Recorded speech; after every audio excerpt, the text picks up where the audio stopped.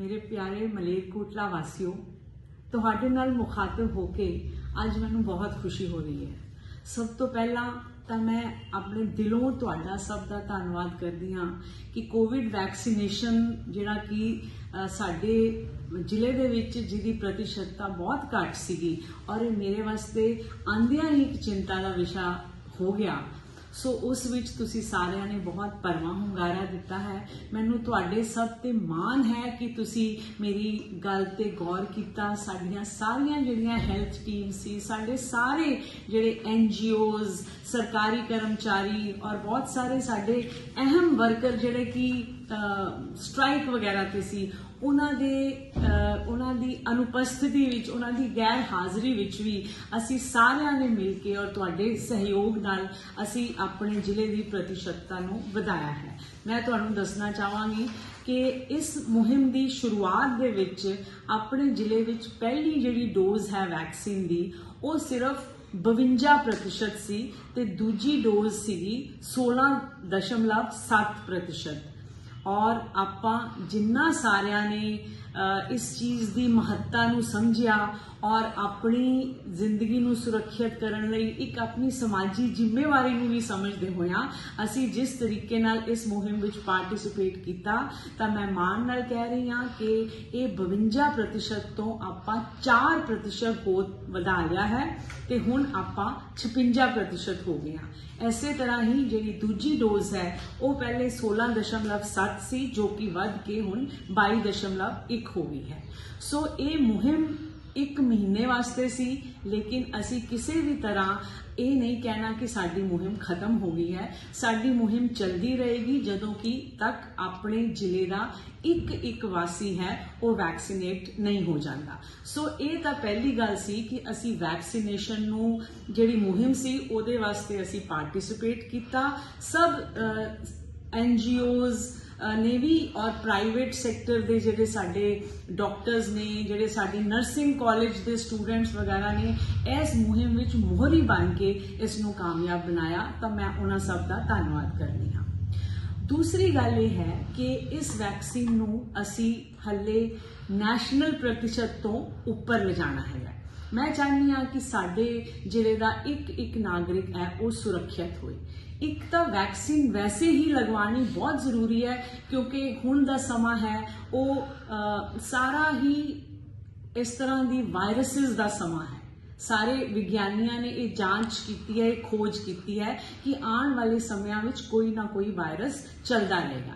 इस करके असी इस चीज की गंभीरता नूं समझिए और जरूर लाजमी तौर पे वैक्सीनेशन कराइए। सो जेड़े साडे बजुर्ग मातावां भैणां वीर जेड़े हले तक वैक्सीन लगवान बारे हले भी दो चिते ने, उन्होंने मेरी अपील है कि वो तुरंत वैक्सीन लगवान। और साडे वल्लों इस बारे सारे बहुत अच्छे प्रयत्न किए जा रहे हैं, कैंप्स लगाए जा रहे हैं, दूजे जेड़े हॉस्पिटल्स वगैरह ने, डिस्पेंसरीज ने, सब जगह ये काम चल रहा है। हुण दूसरी गल, तुसी सारे टेलीविजन देखते हो, अखबारां पढ़ते हो और फिर ये सानू पता लग गया है कि दुनिया विच करोना की फिर तरथली मच रही है। और तुसी ये भी जानते हो कि यूरोप दे विच कई देशों के विच लॉकडाउन वाली भी स्थिति आ गई है। मेरी गल की गंभीरता नूं समझते हुए मेरी तुहानूं यह बहुत पुरजोर और बहुत डूंगी अपील है कि तुसी वैक्सीन फौरन लगवाओ, उस विच समा ना पाओ, क्योंकि ये वैक्सीन जिहड़ा नवा कोविड का वायरस का वेरीएंट आया यानी कि एक नवे स्वरूप विच ये आ रही है, तो जिहड़ी हाल की घड़ी अपनी वैक्सीन है ये उसते कारगर है। मतलब ये वैक्सीन तुसी लगवा ली तो जिहड़ा अगला कोरोने का रूप आने वाला है तुसी उस लई भी सुरक्षित हो जाओगे। इस करके इस चीज नूं चंगी तरह समझना और बिल्कुल भी किसी किस्म के अफवाहां कूड़ प्रचार च पए बगैर तुसी अपनी वैक्सीन लगवानी हैगी है।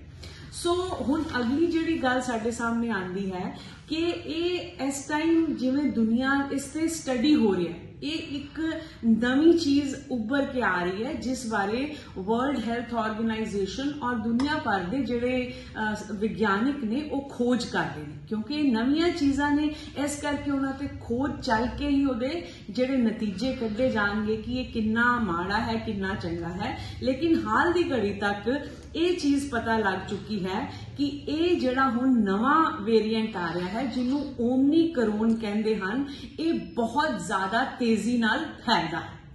क्योंकि बहुत ज्यादा तेजी नाल फैलदा है, जिहड़ा इस तो पहले दूजी वेव दे विच आया सीगा वो 4 गुना तेज फैलदा सी और ये 8 गुना तेज फैलदा है।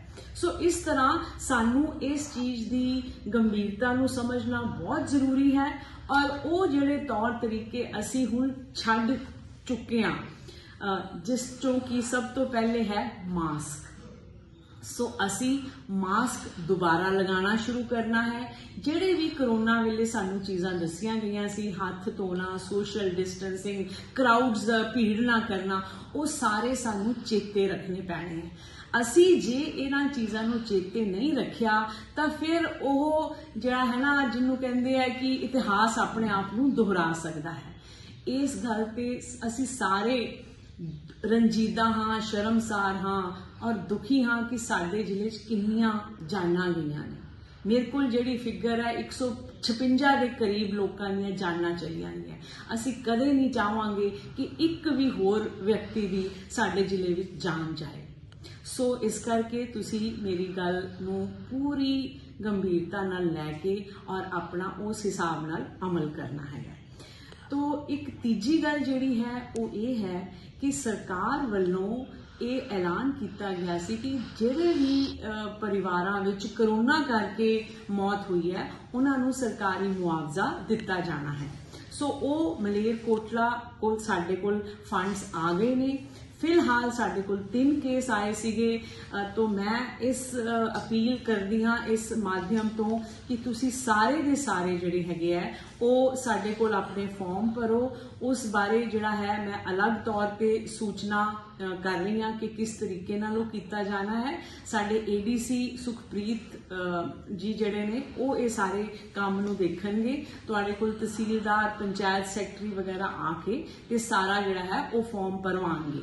सो जिहड़े 153 लोग है साडे कोल उन्हां दा पता है, असी उन्हां नाल खुद संपर्क करके ते सरकार द्वारा दिती जाण वाली राशि उन्हां तक पहुंचाने का जल्दी तो जल्दी प्रयास करांगे।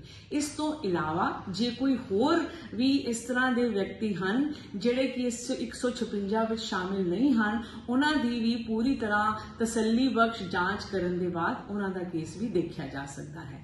तो असी लगातार आपस च मिलते रहांगे, गलबात करते रहांगे। मेरी यही कोशिश है कि तुहाडे नाल मिल के आपां मलेरकोटला नूं हर पक्षों प्रफुल्लित करिए। बहुत बहुत धन्यवाद।